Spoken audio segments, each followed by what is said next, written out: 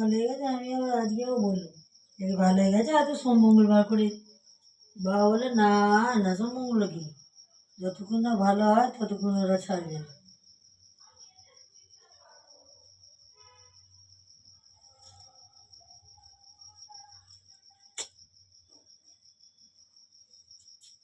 ভাল লাগে এরকম।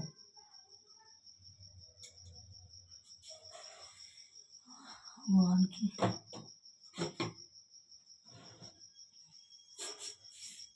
কোথায় তেলের রেটটা দিয়েছিস রে? ওই